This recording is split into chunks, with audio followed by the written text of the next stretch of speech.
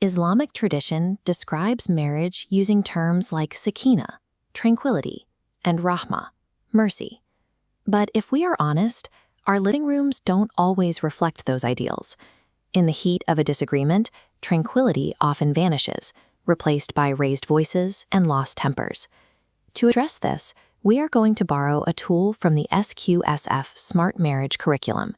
It's an exercise called the fight replay, and we're going to use it to deconstruct and rewrite a recent argument. To do this right now, you will need a pen, paper, and a specific memory. Pick a minor marital disagreement from the last few weeks, a petty argument, not a major trauma. Disagreements are a natural part of any shared life, but when an argument ends, it leaves behind a specific kind of debris, hurt feelings or unresolved tension, that remains until we find a way to consciously address it. Step 1. On your paper, draw a simple flowchart with 6 blank boxes connected by arrows. The SQSF chain maps the breakdown. Label 5 boxes: trigger, emotion, words, reaction, and damage. Example: your spouse is scrolling. Trigger, phone use. Emotion, ignored. Words, you care more about your phone. Reaction, defensiveness. Damage, separate rooms. Seeing the argument mapped out physically separates the initial event from your emotional response. It forces you to look at the mechanics of the fight, reducing immediate feelings of defensiveness.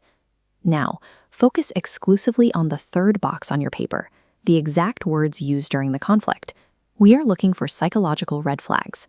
The Gottman Institute identifies 4 major ones: criticism of your partner's character, contempt, defensiveness, and stonewalling, where a person completely shuts down. Scan your written words for absolute accusations. If you wrote down a phrase that starts with "you always" or "you never," flag it immediately. There is a strict rule for this step. You must audit your own behavior. Do not use this to analyze what your spouse said, and do not attempt to read their mind. By identifying where your own phrasing shifted toward an attack, you locate the exact moment you can influence. This shifts the focus from what happened to you to the specific behaviors you can change to achieve a different outcome.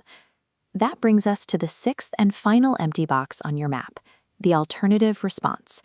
Rewrite using the I statement formula. I feel emotion, when situation, and I need action. Let's drop the aggressive "you never give me time." Instead, write, I feel disconnected when we don't talk, and I need 20 minutes together. Notice how that specific request operates at the end of the sentence. Instead of leaving your partner feeling attacked, it gives them a clear, actionable way to succeed. Shifting your language from you to I removes the hostility. You are stating your needs clearly, turning an attack into an open invitation for emotional connection. Sometimes, the heat of an argument causes physiological flooding. Your heart rate spikes, stress chemicals spill over, and rational communication becomes biologically impossible. For these moments, you need an emergency exit rule. Write this down at the very bottom of your worksheet. The script is simple. Say, I am overwhelmed right now. I need a break to calm down, but I will be back in 20 minutes so we can finish this. Adding a specific return time changes the nature of the silence. It informs your partner that the discussion isn't being abandoned, but merely paused until both of you are capable of hearing each other again.